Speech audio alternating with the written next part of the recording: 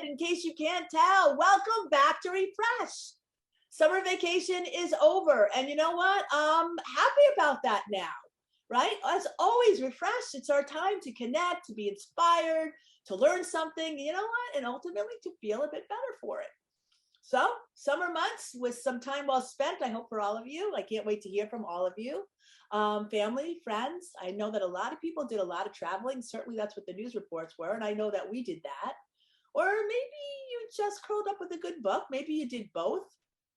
We're hoping that one of the books was Win Your Lottery, which we'll be talking about today. But next week, 2 weeks, I want to remind you that our Refresh Book Club is reading Epic, the Women's Power Play book by Carolyn Buck-Luce. More about that later. So listen, Epic. All right, so today, I don't know about you, but it's an historic time. And today I was glued to watching Queen Elizabeth II, who was brought back to London to lie in state. I was teary, I have to tell you. I know people say separate the monarchy. What an incredible woman. 70 years on the throne. She grew up and grew old on the world stage. A life of service to our country and to the world. I love this. In her lifetime, she met with 13 of the last 14 presidents, served in the military during World War II, was a stalwart for justice throughout, turbulent times. I don't know, Sharry, maybe you can tell us, maybe you were one of these people, but it was reported that almost a third of the country has seen or met Queen Elizabeth in real life. And that's remarkable. These past few years, we've seen losses and triumphs, and, we've been called on to build resilience. And one of our Refresh speakers, Gay Gaddis, love Gay, encouraged us to thrive in ambiguity. We actually should make a sign for that and have her sign it in her office. But now it seems appropriate to quote a motivational poster produced by the British government in 1939 in preparation for World War II. Keep calm and carry on. One other thing I have to say about the Queen, I could say a lot. Yes, I'm one of those royal watchers. I loved her. But she was a mom and a wife. And we all know how messy life is, right? The husband, the spouse, the partner, and all the kids. And all that messiness now being on a world stage with everybody watching. Her grace, her dignity, her commitment is a forever role model for us all.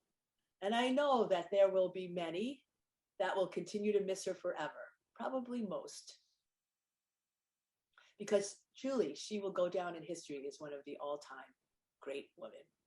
Now, we could not have planned this better, but it just so happens that our guest this week, Scottish-born, but actually in London today. So, you can give us a little update in a second, Sharry, on what's happening in the UK. But everyone who's been involved with Generation W, and now that you're here, if you're new, Sharry Cramond is one of our stalwarts, our favorites, one of our chief cheerleaders, participants, all of that. She's regarded as one of the best in her professional globally. Currently, she's the marketing director and director of hospitality at Marks and Spencer. And if any of you have been over to the UK, listen, we all know the high regard for Marks and Spencer. I always make sure I stop in. Sharry has an extensive retail marketing career, working worldwide for brands such as Kraft, Tesco. And we met her when she was here working for Southeastern Grocers. We last saw Sharry on the stage, I think it was 2016. And she gave us 10 steps to happiness. And it was incredible, right? Reviews were off the chart. She told us we should love what we do, be our authentic selves. And then since then, she wrote a book. And it's funny because she said, Donna, I'm going to write a book. I'm going to write a book. I'm going to write a book. I'm like, okay, we'll help you write a book. And so she did. Win Your Lottery, which I really love, because if it's your lottery, then of course you can win it. If it's not somebody else's lottery, of course you're going to win it, right? So that's awesome. So let's welcome this morning from London, England, the city of great women, Sharry Cramond. Hi, everybody. Hey, Sharry, how are you? Absolutely fantastic. Thank you for that brilliant introduction. I really appreciate it. Yes, dialing in from London this morning, or your morning, my afternoon. It's been quite unprecedented times. Everyone, feels like we've only ever known having a queen, and now suddenly we have a king, and it's just the whole nation genuinely has been united in their mourning for our queen. You know, people in the office here finish work and then go to Buckingham Palace, and they stand and they watch the processions, and they wait until late at night because they want to see the Queen's coffin being driven past, or and members of the royal family. So our new King Charles has been out speaking to the crowds. You know, it really has united the whole nation in grief. And next Monday for the funeral, the whole nation is effectively closing down. You know, normally when we have what we call a bank holiday in the UK, it's a day off for most people, but all the shops would all still be open. And next Monday is almost like Christmas Day, where everything is closed because everyone wants to participate in the funeral, whether that's watching it on TV or going into London themselves. But, you know, right now, the queues are miles and miles and miles long for people queuing up because they want to go and walk past and pay their respects to, you know, the Queen's coffin. So it's quite unprecedented. But it was interesting because someone said, if you're here and if anyone under 70 has only ever had a queen, think about that, right? So you've only seen a female leader in that role, which is incredibly powerful, I think, right? And so I'm trying to find, I actually gave a little talk this morning, and somebody sent me this adorable cartoon. And I want to just share it because it was kind of a little bit of levity on this whole idea of having a king. Oh, here it is. It's right here. It says, hold on one second. It says, imagine making a man a queen. I think this woke business has gone a little too far. And I just love that, right? It's like, imagine, like, we've had a queen. You're making a man a queen? But of course, we have King Charles. We wish him the best. But I just think everything that's happened, of course, you know, in real time, The Crown came out, the family's alive. You're watching all of this titillating stuff. There's real issues with families. We all know there's real issues with families, right? God bless her. God bless her family. And long live the king. Long live the king. That's right. Long live the king. So Sharry, why don't you tell us, and everybody, welcome back. It's been way too long. Is Joy Kurtz here? Yes, Joy Kurtz at the top of the list. Just so you know, Sharry, Joy's been with us for quite a long time. She had to take a break for a while. We're missing someone very special in her family, but we love her to pieces. And Debbie's and Elizabeth and Heather and Erin, and Irene. Hey, Irene. And Carla, I want to say everybody. Kay, thank you for that really helpful note. Kay, Melissa, and Myra, Rylander, Sharon, and Wendy. I mean, all of these are great people. And there's more on Facebook, and we just love our community. And so, thank you for being with us. And you helped create this community. So, tell us a little bit about what's inspired you vis-a-vis your background to get involved in the power of positivity in the first place. Look, many people may already know this story, but I'll tell it quickly. You know, I am very lucky that I've got this incredible job, and I've lived and worked all over the world. But I grew up in a really low-income family in Scotland, and I was starting secondary school. So I would have been about 11 years old, starting secondary school in the UK. You had to wear a uniform to go to the school. We couldn't afford to buy the uniform. So my mum and I went round the second-hand shops. Fantastic. We found the blazer. My first day of school, I went to my best friend's house, knocked on the door, and the first thing she said when she saw me was, "Oh, do you know you're in the wrong colour?" And what my mum and I hadn't appreciated was the school had updated the blazer. Still blue, but a totally different shade of blue.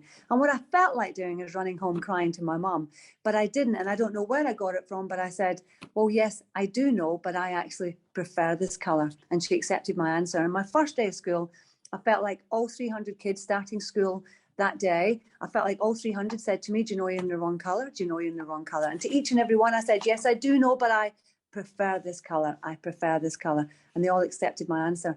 And when I was walking home from school that night, there was 3 things that I learned that day that I think have sort of stayed with me for life and has ended up helping me to be the success that I am today. You know, number one, it's nice to be nice. And I think if I had been one of these 300 kids starting school that day, the first thing I would have said to the 11-year-old me would not have been, do you know, you're in the wrong color. And it's nice to be nice, and building emotional loyalty is so key. You want people to want to go the extra mile for you, not because they have to.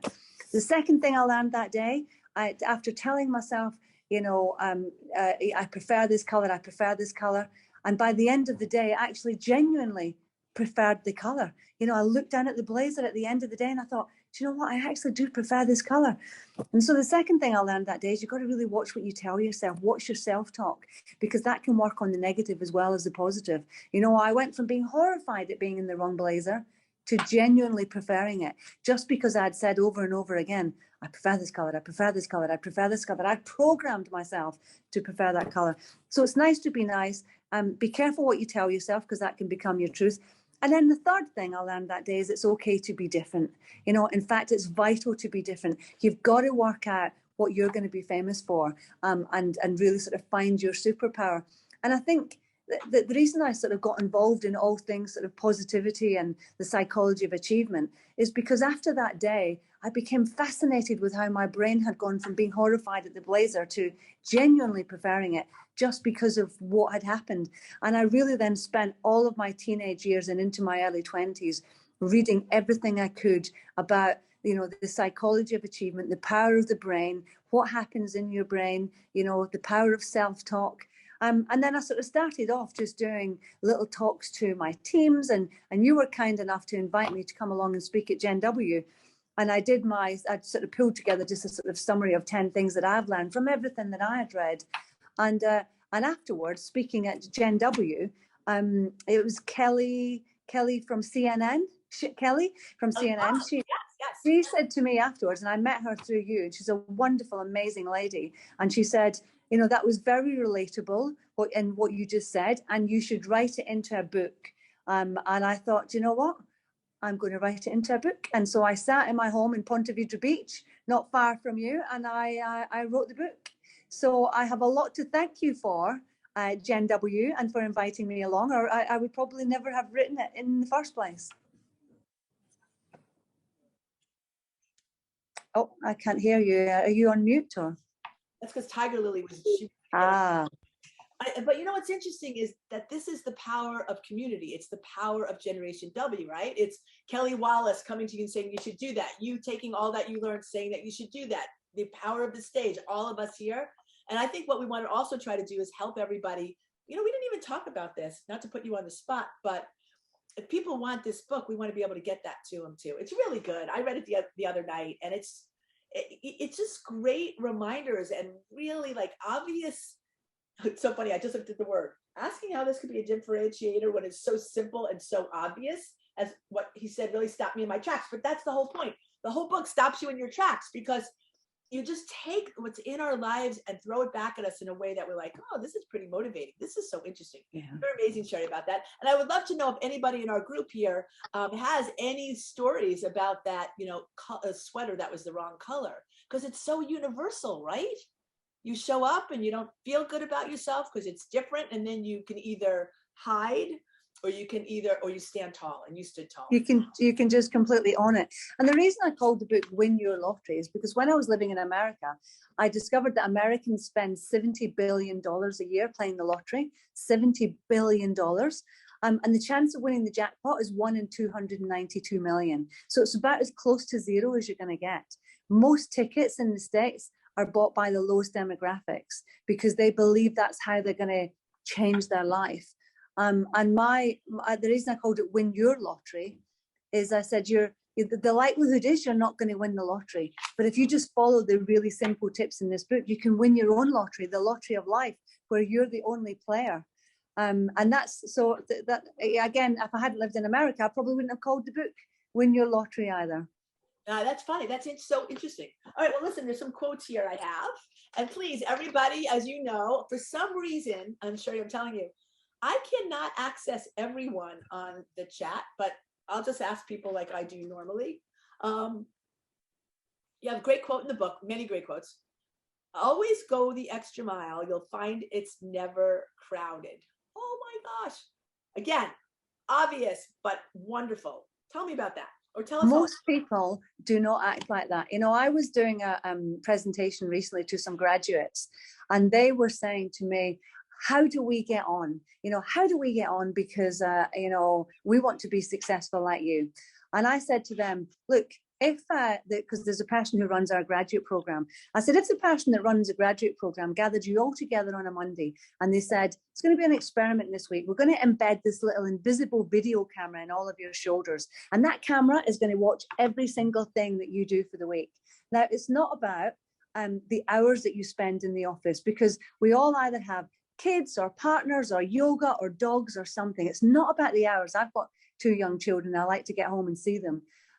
But it is about, the intensity that you work at during these hours. So the camera's going to spot, are you the person that's by the coffee machine for, hours during the day, sort of moaning to people? Are you the person that's looking out the window and thinking about what you're going to have for dinner that night? Or are you the person sat right there, hand up ideas, really giving it your absolute all? And then at the end of that week, where you've got this invisible video camera on your shoulder, the head of the grad program is going to take these videos home, is going to review them all, and the graduate that they felt really gave their all for that week is going to get $100,000 in cash on the Monday. And I said to the graduates, how many people would act differently during that week with the embedded video camera and the incentive of the $100,000? And every single one put their hand up. And I said, well, I'll tell you the secret to getting on. Act like that now. Act like that every single day, because in my experience, the majority of people, they go to their work and they do their work, and they do enough that they're not going to get fired. But if you really want to get on, like I said in the book, always go the extra mile. You'll find it's never crowded, because most people do not act like that. No, and it's so true, because it's funny. We live in a funny time. You're a senior executive. You've had people from all over the world work with you and for you, Sharry.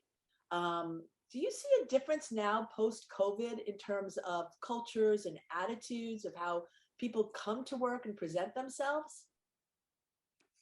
I don't particularly see, I see people less because people are not coming to the office place as much, but I don't really see a massive difference in, other than more people are working remotely. I don't see a massive difference. I think it's more challenging sometimes when you're remote to have that level of impact. And I'm personally a fan of sort of hybrid working, where you have a bit of time where you come together and a bit of time where you sort of get to work remotely and sort of have time to really focus and think and plan. But I do think you need the together time as well. Yeah, no, I think I agree with you wholeheartedly on that one. I just feel like there's a lot of young people, I think they're missing out, especially young people, because they haven't had an experience where they work with other people. They haven't had a chance to learn from other people, right? But when they say, how do I get ahead? You say you work hard. Sometimes I feel like, what? You want me to work hard?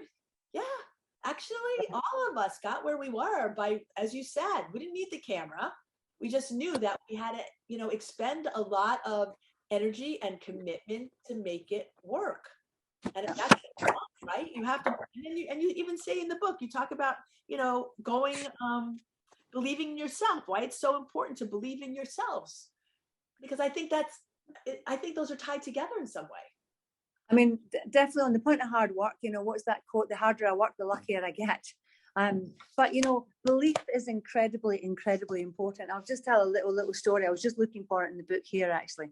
There was a guy called Sir Roger Bannister. I don't know if you've all heard of him, but Sir Roger Bannister was the first person to run a mile in under 4 minutes. He set the record at 3 minutes, 59.4 seconds on the 6th of May, 1954. And runners have apparently been chasing that goal, since as far back as the late 1800s.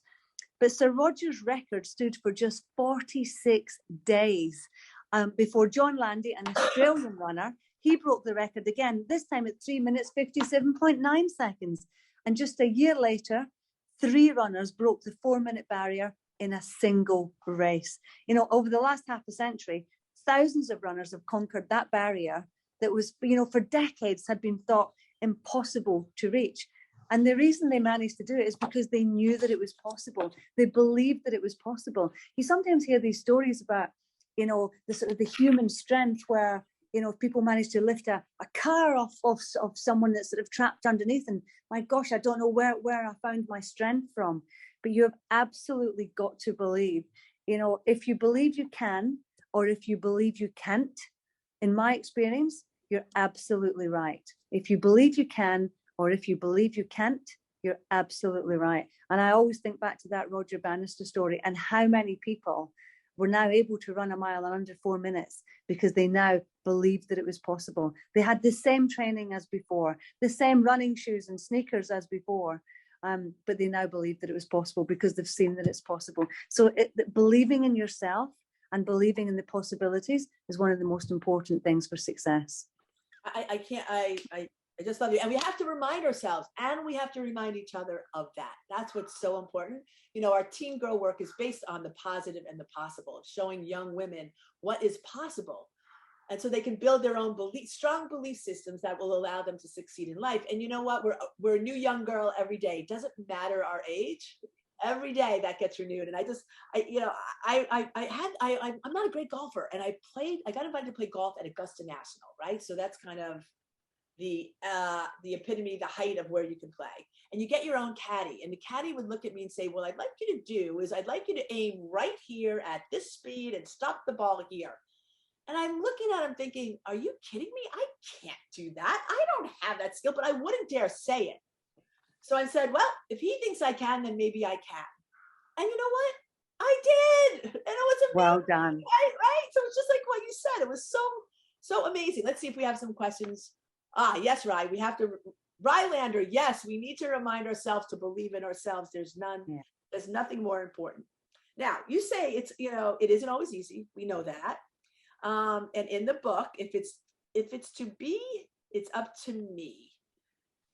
Okay, so we want to believe in ourselves. It requires self-discipline, easier said than done. How do you develop those muscles of self-discipline that allows you to be the who you want to be? That makes sense. Look, lots of people say to me they want to have a new car or they want to have a bigger house, but they also want to just lie on the sofa doing what we call doom scrolling through Instagram just for hours and hours and hours. And one of the things I talk a lot about, and I've read a lot about, is the power of, number one, stop blaming other people, because when you blame, we could all, either say, people that I blame my family. I didn't have a very good family. I didn't have very good friends, or that partner I had wasn't very good, or this person. And it's really easy to blame other people. But everything I've read says that when you hold on to blame, it's a bit like holding on to a hot coal from a volcano. You're the one that's going to get burned. And one of the bosses I had taught us this brilliant, he called us all in one day with the leadership of a huge organization. And he said, I'm going to tell you this amazing new process that's going to help us be much more disciplined in sort of achieving all the stuff we need to achieve. We're like, brilliant, can't wait to hear this. He said, 4-step process. He said, step number 1, he said, work out where you are now and be really truthful about where you are now. So the unvarnished truth. Number 1, where are we now? For whichever the goal was. He said, so we're writing this down. He said, step number 2, write out where do you want to get to? Be really clear about where you want to get to. So where are we now? Number 1, where do you want to get to? Number 2. He said, step number 3, work out all the steps you need to take to get from where we are now to where we want to get to, and write out all these steps. And then he said, in step number 4, and we were all waiting there with bated breath, what is going to be this incredible step number 4? And he said, take those steps. Work out where you are now, work out where you want to get to, work out all the steps you need to take to get from where you are now to where you want to get to, and then take those steps. And when I think about that in my life, say I wanted to run a marathon, which in the UK is 26 miles. So where am I now? I could probably run 5 miles. Where do I want to get to? I want to run 26 miles. What do I need to do to get from where I am now to where I want to get to? Well, I better put a training program in place and be running 6 miles next week and 10 miles the week after. And then number 4, I have to take those steps. I have to follow that training program. And I think that can work on personal goals as well. Just work out Where are you now? Where do you want to get to? What are all the steps you need to take to get from where you are now to where you want to get to? And then absolutely commit and have the self-discipline to taking those steps. I love And that. whether that's a health and business fitness goal, or whether that's a career goal, it can work on any number of goals. No, absolutely true. And that's what I'm saying. Like, these are simple things that are right in front of us, and you distill them so beautifully to make us believe that we can do it. And that's what we need. We need belief to take the next steps. Why don't we look at, you put together a list for us, and because you're touching on all of them, why don't we put that up, Sharry, so we can share. This is Sharry's philosophy on changing your life by thinking differently. By the way, great photo, Shar. We love it. Really nice. And you kind of talked about this. So talk us through this one, because this is the one you kind of you just kind of took us through, right? Having goals and writing them down. Yeah. Well, if someone said to me, what are the 3 things, and in my book, I've got sort of 10 chapters and 10 things, but if there were 3 things, number 1, you have got to have goals and you've got to have them written down. There was a study done at Harvard University of a graduating class, and they said to the class, how many people had goals? And 5% put their hand up.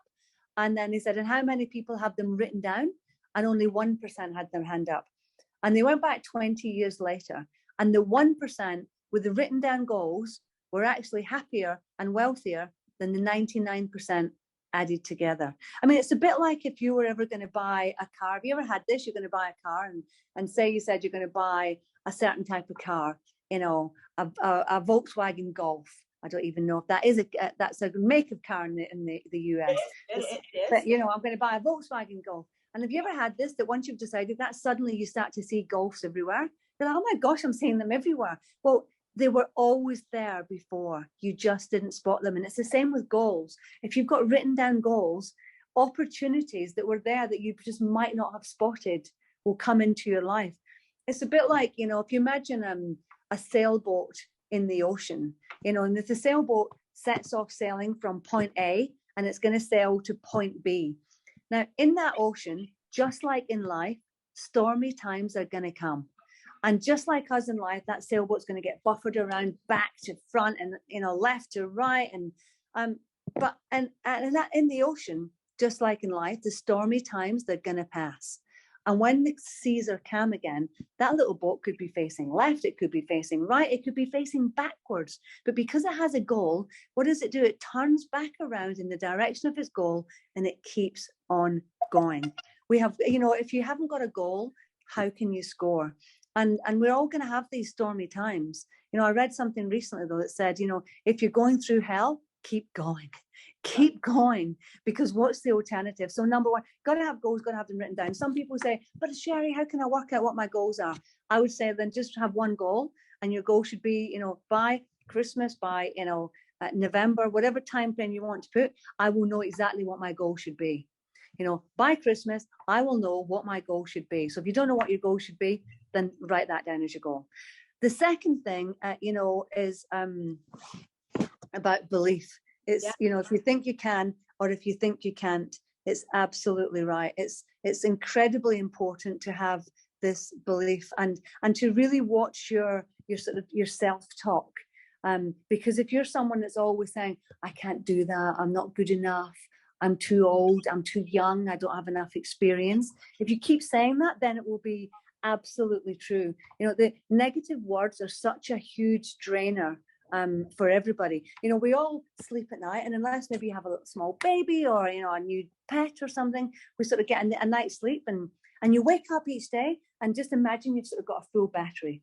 Every single time you use negative language during the day, it drains a bit of your battery. So you bump into someone in the morning, how are you? Oh, not great. Oh, the weather, it's raining, it's stormy. I've got this terrible meeting, I don't think I can do it. Every single time you use negative language, it drains a little bit more of your battery. Now, what happens to most people when they get home from working? They collapse on the sofa, and what do they say to their friends or their family or their dog? They say, I'm done. I'm done, because they've got nothing left. But every time you use positive language, you're topping up that battery. So belief, if you think you can, if you think you can't, you're absolutely right. And then the last thing I say to people is about choosing your attitude. I think we all have a responsibility to choose our attitude. You know, the word responsibility splits into two: responsibility. We can't always choose what's going to happen, but we can choose how we respond to it. You know, my granddad was a coal miner, and he had to leave the house every day and go down into the pits of the earth and hack away at the earth to get coal. And I can't think of many tougher jobs than that. But he left the house every single day whistling. And I remember one day saying, Granddad, why are you whistling? And he said, well, look, I have to go down the pits. So I can either go down whistling or I can go down miserable. But which one do you think is going to put me in a better mood for the day? So no matter, you know, when we do often, sometimes, you know, you look at your diary and you're like, it's going to be a challenging week ahead. But we can either be miserable or we can just choose to go into that with positivity. Because if my granddad could go down the pits every day whistling, it doesn't matter what my diary looks like, I can choose my attitude. So that's my three things. You have got to have goals. You've got to have them written down. You know, be really careful what you tell yourself because it'll become your truth. And then whistle while you work. Whistle while I think we're going to have some official whistling at Generation W. That's what we're going to do. So Katie just wrote me a note and she says she puts everything so eloquently, and you do, and it's all here, and it's just fantastic. It's simple, but it's actionable. And Melissa, thank you, Melissa. She says writing down your goals activates your reticular activating system. I didn't know I had an RAS, a reticular activating system, which is your brain's automatic GPS. I didn't know I had a brain GPS, but it is good to know that. And yet the way I live and work is I have notebooks everywhere and I write down everything all the time because I fundamentally understand that when I write, I understand better. So thank you for helping me understand why that seems to be true here. Correct? Right. Okay. So, we've covered a lot here, Sharry, about your book. You talked about happy talk. You've talked about having a great attitude. We've talked about your self-discipline. Tell me. I think one other point on the attitude, people often say to me, look, how important is it to have a great attitude? Is getting on in life 90% ability and 10% having a great attitude? And I say, no, it is not. And they say, well, do you think it's more 50-50, 50% ability, 50% attitude? And I say, nope. Getting on in life is 90% attitude, 10% ability. Now, you need to have the 10% ability. Obviously, you can't go and be a geography teacher if you don't know anything about geography. But the 90% attitude and 10% ability. In my experience, there's two different types of people in life.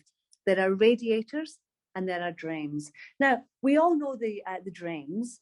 We all sort of look in our diary, and whether it's for stuff at work or stuff in our personal life, and you see that a certain person is going to be there, and you have to pull on all your resources to stay positive because you just know they're going to suck every bit of energy out of the room.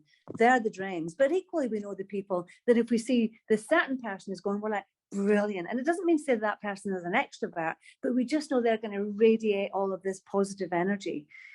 Radiators and drains. And you have to choose which of these two people you're going to be. In my experience, every single person lights up a room. It's just some people light it up on the way in and some people light it up on the way out. And really think about, whether, the type of people you're surrounding yourself with, but also, if you're being honest, what type of person that you are. Because not many people want to work with the drains. No, it's true. And yet we do have to deal with them. So let me ask you a question. How do you deal with the drains? Well, number one, I try to always explain to people how they're going to have a happier, better life if they can just change their outlook. And I do try and, share as much of my knowledge as possible. But I do have this little mechanism I use a lot. When we wake up each morning and what do you sort of see all your emails you've got? And what do we most tend to do? Delete. And you just remove them all. And this is maybe 10% left that you're going to read. But whenever anyone says any negativity to me, in my brain, I delete it. I'm like, delete. If someone says, I don't like the way you've had your hair cut, or I didn't like that the way you did that thing. Of course, I would want to listen to the feedback if it was given constructively. 100% you would. But if someone is just a constant drain in my brain, delete, delete, delete, and immediately replace it with a positive thought. Because we are all going to come across things. And I'm sure we all have the mind talk. You know, you can go from having a bad meeting to thinking, oh my gosh, I wonder if that means I'll probably get fired, and then I probably won't be able to keep my house, and then I'm going to be homeless. And before you know it, it's sort of spiraled right down to, you know, just from one bad meeting. You've got to have this ability to be able to delete, delete, delete, replace it with a positive thought. Delete, replace it with a positive thought, and just keep doing it over and over and over until it becomes a habit. Right, exactly. And Kay McMahon, thanks, Kay. Kay's actually a coach and a teacher, and she, we all agree your analogies are bringing life to simple principles. Life can be pretty simple, although it feels very complex at times, as we know, and we've been through a lot of complexity and a lot of ambiguity. Let me ask you this: what are your goals? And let me and anybody here who's with us, please fill in your goals. What are your goals, Sharry? Well, I have a number of goals actually. We're going to get broad global distribution for Win Your Lottery. Okay. Yeah, I definitely want to have global distribution for Win Your Lottery, okay. And because it's not about, you know, writing books it's not about making a lot of money. I'm just so passionate about sharing this stuff with other people because it's not taught in schools. I think it should be.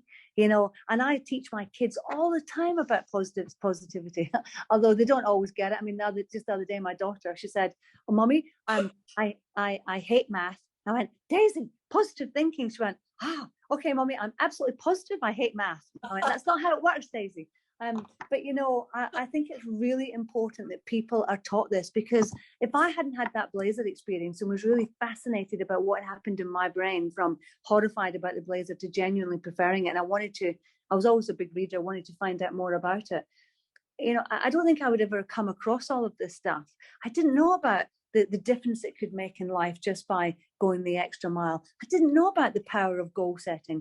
Every autobiography of every famous person that I've read seems to sort of follow a sort of, you know, a similar pattern to the tips in this book. And so one of my goals is definitely to have global distribution, and certainly in the US as well, because that was the whole inspiration for the book in the first place and why it's called Win Your Lottery.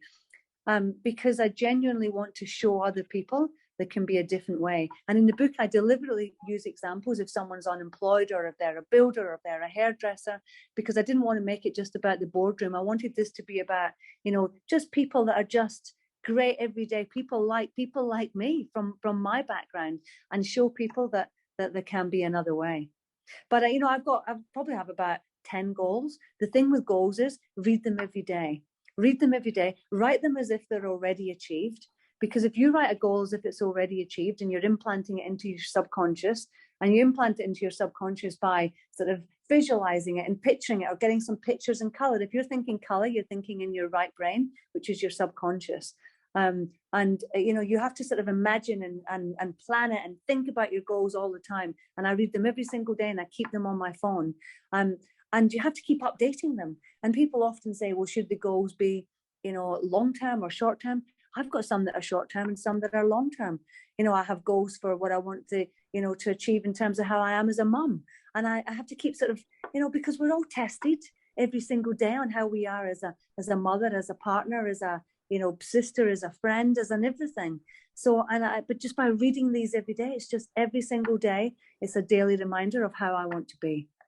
I love that. Every single day is a reminder of what I want to be. I love that, Cher. Do you have a role model by any chance? Gosh, so many role models. I mean, our chairman here at Marks and Spencer, I've worked with since 2009, and he's an incredible role model because he gives me a lot of his time. He speaks to me very honestly and very, very straight, and I think that's important, because you don't want to just listen to just your friends like, Donna, you're amazing, you're marvelous, I love you, you know, you just couldn't do anything. That's nice to hear, but he speaks to me sort of straight and honest and respectfully, but he pushes me harder than I would ever think possible, and he believes in me. And I say to people, you know, it's good to have a role model and it's good to have a mentor, But what's also really important is, whose mentor are you? You know, and people often say to me, how do I get a mentor? It's really important. I need to have a mentor to help me get on.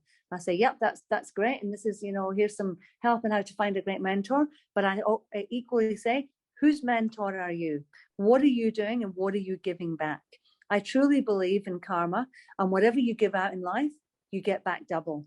So that's why I try and make every single person that I have an interaction with feel better as a result of that interaction with me than they did beforehand.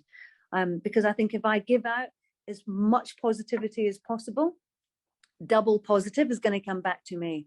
But equally, if I give out, you know, only negativity, then, well, you know, a lot of negativity is going to come back to me. I truly do believe in karma. So yes, I have some wonderful role models. Yes, I have a mentor, but equally, I mentor lots of people individually, and I actually mentor a whole year group from a school.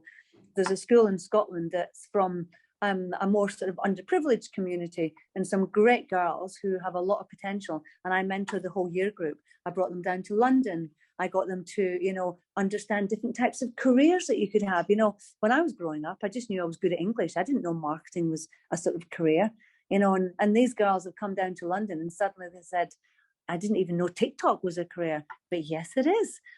So I think it's really important to think what you're giving back. I think, and that's great. And I think that's what we do with Generation Wow and our teen girls. And matter of fact, as you're talking, you know, as I said before, where it's about the positive and the possible, it's about mentoring, it's about believing, it's about all these things.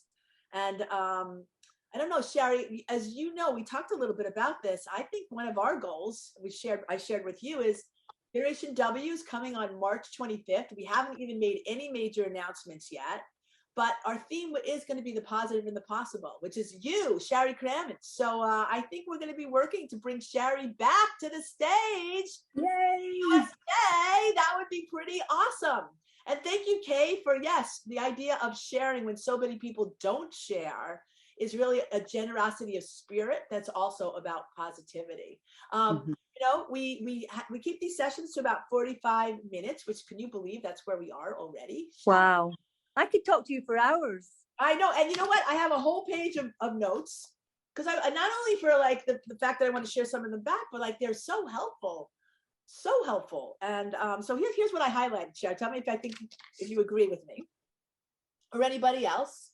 All right, here we go. I love this one. I love this. I've heard it before. You've said it. If you believe you can or believe you can't, you're absolutely right. Right? Oh my God. Are you there? Yes. Yeah. Okay. No, I love that one. Sorry, I'm just listening to see what the two things were. I love the action steps. Where are you now? Where do you want to get to? What does it take? And take those steps. Duh.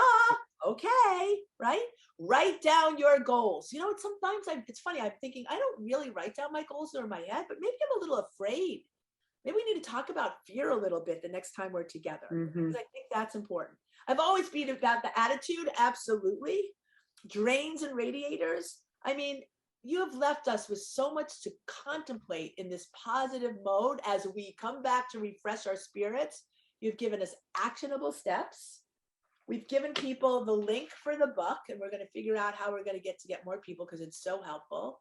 We want to say thank you. We love you and appreciate you so much, and always have. I always remember Sharry was always working. Yes, she worked hard because she wanted to excel, but there was just that much work to do. And then she always found time to support us and other women and our girls and the work. And I just want to say thank you. I want to say thank you for having me on. It's my absolute pleasure, because I get a lot of energy from you. You are one of life's biggest radiators. And I've just got a lot of energy and positivity from this conversation. So thank you. It's our pleasure. I just want to remind everyone that before the summer started, we decided that, you know, it'd be summer reading and we'd start a book club.